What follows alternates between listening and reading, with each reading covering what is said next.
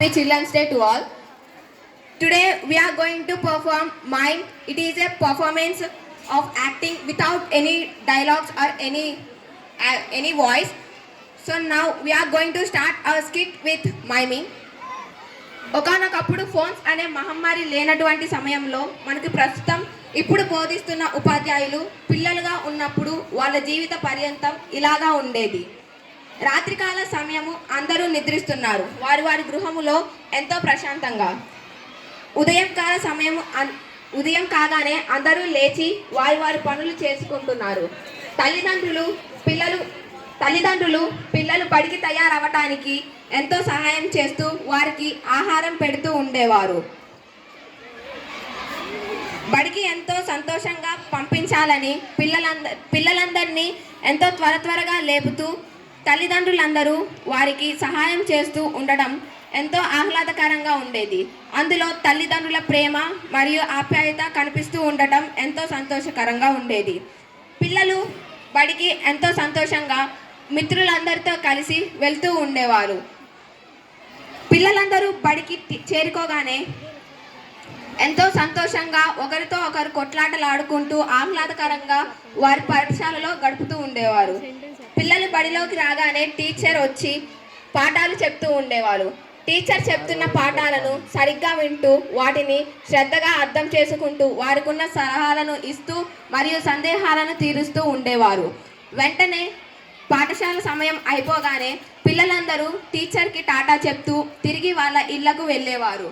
ఇళ్ళకి వెళ్ళగానే వాళ్ళందరూ సాయంత్రపు కాలంలో ఎంతో సంతోషంగా ఉండేవాళ్ళు. ఇంటికి రాగానే పిల్లలందరినీ వారి వారి తల్లిదండ్రులు ఎంతో సంతోషంగా ఆహ్వానించేవారు. పిల్లలు ఎప్పుడు తిన్నారో అని కలతపడుతూ పిల్లలకి అన్నం తినిపిస్తూ ఉండేవారు. తినడం అయిపోయిన తర్వాత పిల్లలందరూ కలిసి ఎంతో సంతోషంగా చదువుకుంటూ వారి తల్లిదండ్రుల దగ్గర ఎన్నో సలహాలు తీసుకుంటూ తల్లిదండ్రులు కూడా పిల్లలకి వారి సందేహాలను తీరుస్తూ వాళ్ళకి హోంవర్క్స్ చేపిస్తూ ఉండేవారు. ఆ తర్వాత పెద్దలు పిల్లలు అందరూ కలిసి మైదానంలో పెద్దలు ముచ్చట్లు పెట్టడానికి మరియు పిల్లలు ఎన్నో ఆటలు ఆడుకోవటానికి వెళ్తూ ఉండేవారు.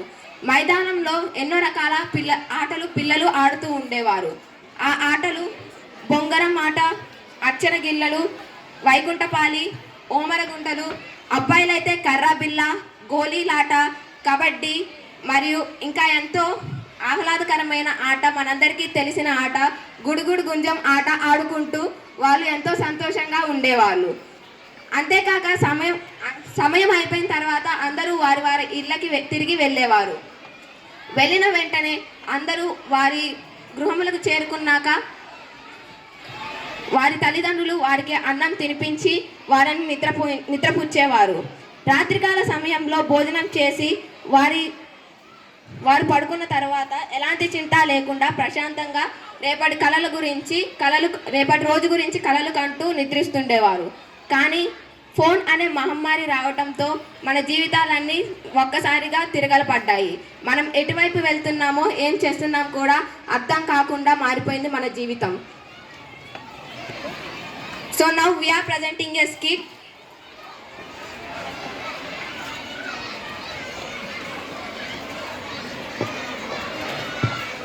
After the arrival of phones. After the arrival of the phone, these are the life activities we used to do. ఏంటో ఈ మాయ చెదలు పట్టి భ్రష్టు పట్టుకుపోతున్నది యువత. మహమ్మారి మాయలో పడి కొట్టుకుపోతుందమ్మా. హే ఏంట్రా నీ గోల? ఇప్పుడేమైందని? గోల కాదురా, ఘోష. ఆపు. అయినా ఇప్పుడు ఏమైందని? అందరం బాగానే ఉన్నాంగా. ఉన్నామంతే, బాగాలేము. అయినా ఎంతసేపు అయింది నేను వచ్చి? కనీసం నా మొహమైనా చూసారా? తల పైకైనా ఎత్తారా? మీ ఫోన్లతో కలిసి మీరు మీ రోగిష్టి బ్రతుకులు. ఇప్పుడేంటి నీ మొహమైన ఐశ్వర్యరాయ మొహంలా ఉందా? నీ మొహమే చూడాలా? ఏంటి అందం గురించి మాట్లాడుతున్నాను? నా గురించేనా? నువ్వు ఆపు. నీకన్నా అందంగా ఉన్నానని నీ కుళ్ళు రాచిపోరా.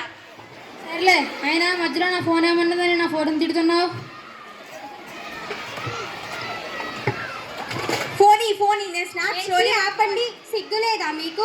ఇంతసేపటి నుంచి మిమ్మల్ని ఎన్ని మాటలన్నా మీలో చలనం లేదు. కానీ మీ ఫోన్ లాక్కోగానే నా మీద అలా కోప్పడుతున్నారు. ఇప్పుడేమైందని అలా మా మీద గై గై నడుస్తున్నావు? నేనేమన్నా కుక్కనా మీ మీద గై గై అరవడానికి? నువ్వు కుక్క వాళ్ళు నిజంగానే ఒప్పుకున్నావుగా అక్క?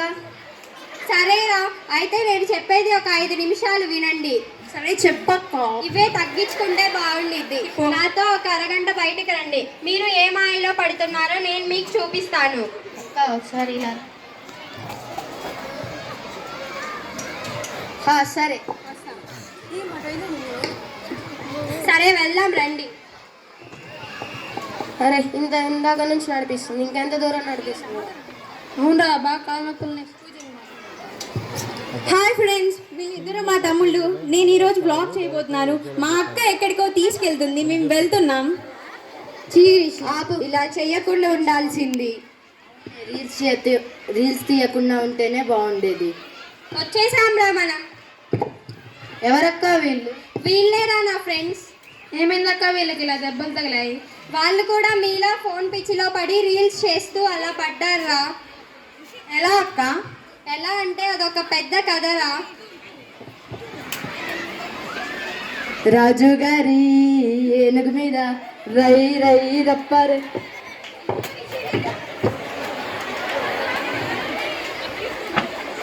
హలో హలో డాక్టర్, ఎక్కడున్నారు? తొందర రావాలి, ఇక్కడ యాక్సిడెంట్ అయింది. హలో, ఎవరు? ఇక్కడ యాక్సిడెంట్ అయింది, తొందర రారా, లొకేషన్ చేస్తున్నా. వస్తున్నాను.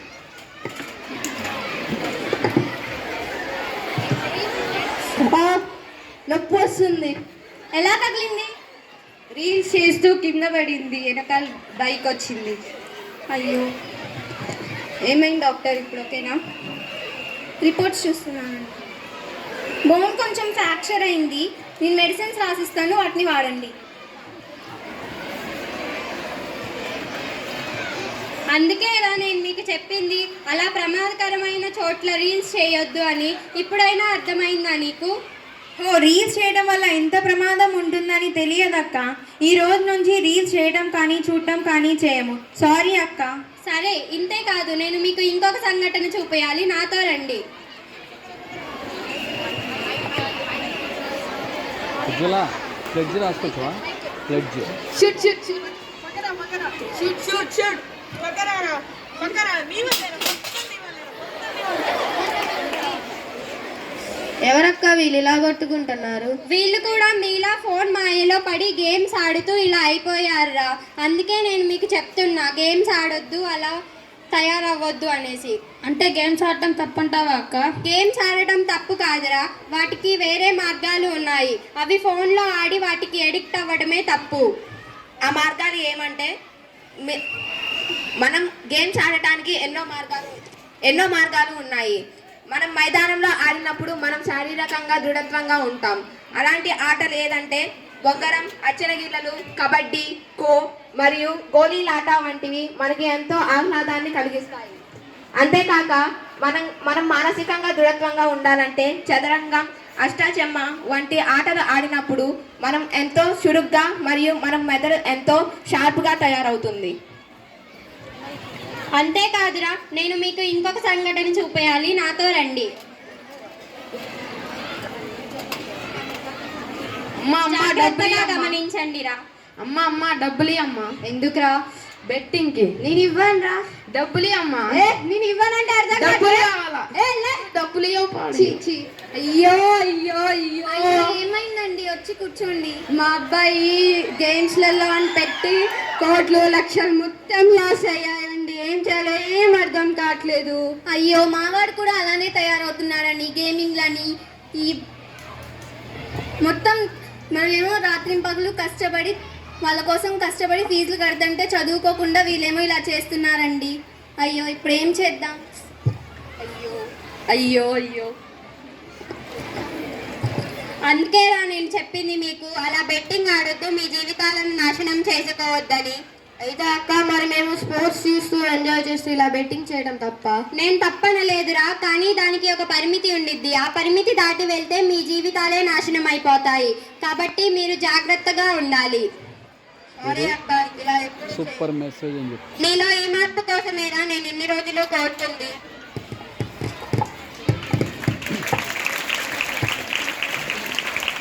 We hope that you have enjoyed this trip. Esama,